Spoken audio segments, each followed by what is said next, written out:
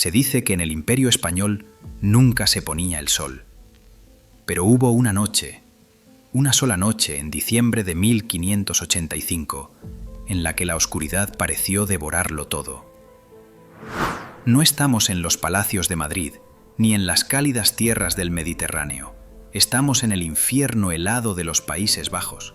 Aquí, el enemigo no es solo el hombre. Aquí, la tierra misma intenta matarte. Imaginad a 5.000 hombres, la élite militar más temida del mundo, los tercios viejos, hombres de acero, veteranos de 1000 batallas, acorralados como animales, sin comida, sin ropa seca, tiritando sobre un montículo de barro, mientras la muerte aguarda en el agua negra que los rodea. La lógica militar decía que estaban acabados. La historia decía que su aniquilación era inevitable. Pero aquella noche, en la isla de Bommel, ocurrió algo que la razón no puede explicar. Hay batallas que se ganan con pólvora y picas, pero esta es la historia de la batalla que se ganó contra lo imposible. Esta es la historia del milagro de Empel.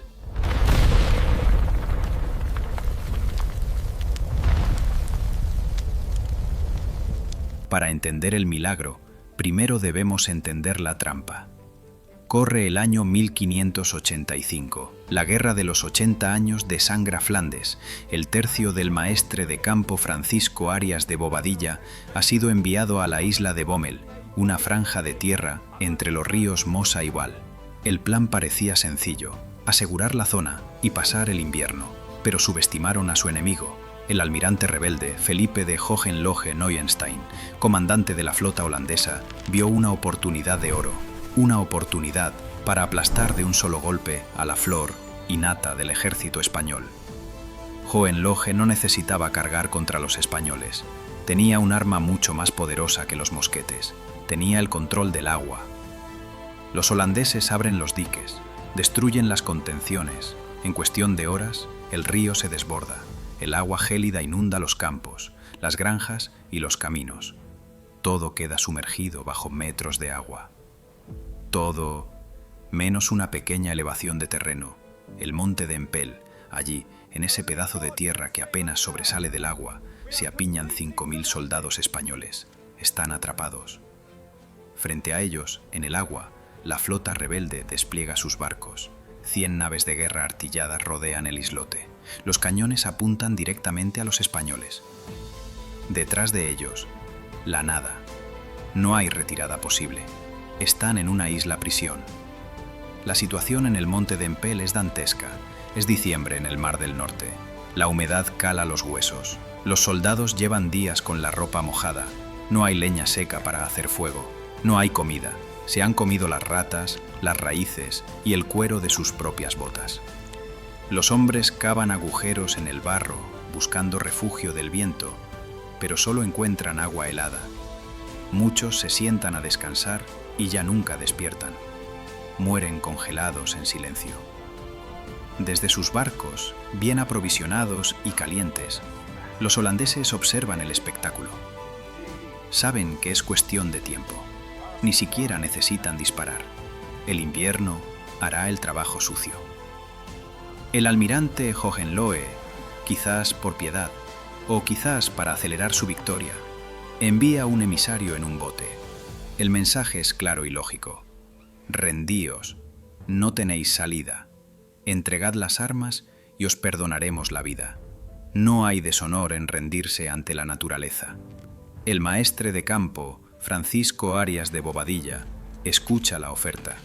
Mira a sus hombres, espectros pálidos, hambrientos, moribundos. Cualquier otro comandante habría aceptado. Rendirse era lo sensato. Pero Bobadilla es un soldado de los tercios, y su respuesta resuena a través de los siglos como un trueno. Los infantes españoles prefieren la muerte a la deshonra.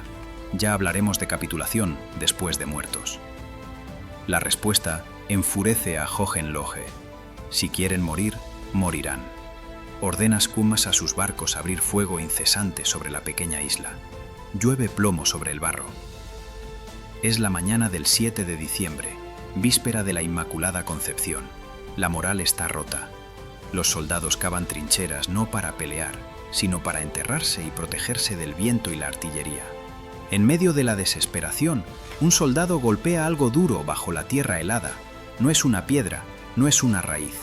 Con las manos entumecidas limpia el barro. Es una tabla de madera flamenca. Al quitar la suciedad, los colores aparecen. Es una imagen, pintada al óleo, de la Virgen María, la Inmaculada Concepción. El rumor corre como la pólvora por el campamento. La han encontrado, ella está aquí. Bobadilla ordena llevar la imagen en procesión hasta la pequeña iglesia del lugar. Colocan la tabla entre dos banderas de la compañía. De repente, el hambre parece doler menos. El frío parece menos intenso. Esa noche, los soldados no duermen, rezan la salve. 5000 voces roncas cantando en la oscuridad, bajo la lluvia, rodeados de enemigos. No rezan pidiendo la victoria. Eso es imposible. Rezan pidiendo un milagro para salvar sus almas antes del final. Pero el cielo tenía otros planes. Durante la madrugada del 7 al 8 de diciembre, ocurre lo inexplicable. Un viento gélido, brutal, comienza a soplar desde el nordeste. La temperatura cae en picado de una forma que rara vez se había visto en la historia de la región. No es solo frío, es una congelación instantánea. El agua que rodea la isla, agitada y oscura, empieza a calmarse, se espesa, se endurece. Los centinelas españoles observan con incredulidad. El río Mosa, caudaloso y profundo, se está congelando. En cuestión de horas, la superficie se convierte en una planicie de hielo sólido. Al amanecer del día 8, el sol ilumina un paisaje blanco y estático. Y allí, atrapados en su propia trampa, están los barcos holandeses. El hielo ha bloqueado sus cascos. No pueden moverse, no pueden maniobrar. La poderosa flota se ha convertido en un blanco inmóvil. Bobadilla no duda ni un segundo. Ve el hielo y comprende que es su camino hacia la salvación o hacia la gloria. Ordena el ataque, los tercios, esos hombres que ayer apenas podían tenerse en pie, ahora corren sobre el río helado. Envuelven sus pies en trapos para no resbalar. Cargan sus arcabuces, desenvainan las espadas. Imaginad la escena, la infantería cargando contra una flota naval. A pie, es algo nunca visto en la historia de la guerra.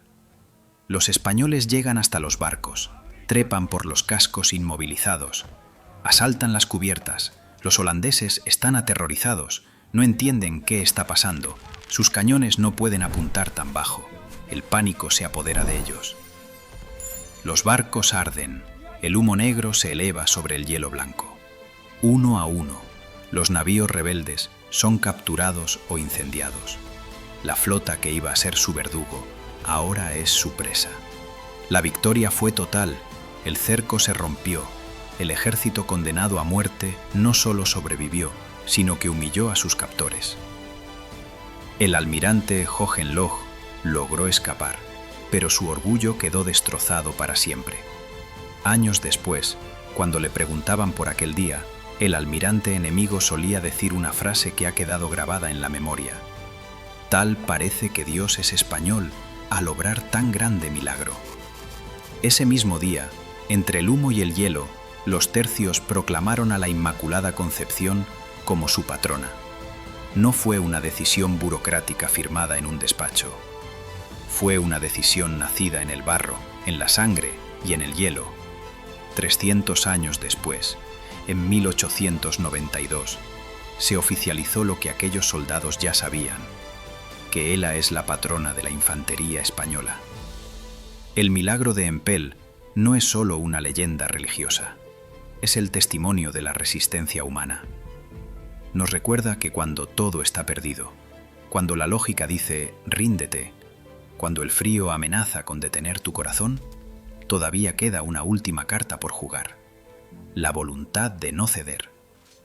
Porque aquel 8 de diciembre de 1585, los tercios demostraron al mundo una verdad eterna, que al final el invierno siempre se inclina ante quienes se niegan a morir de rodillas.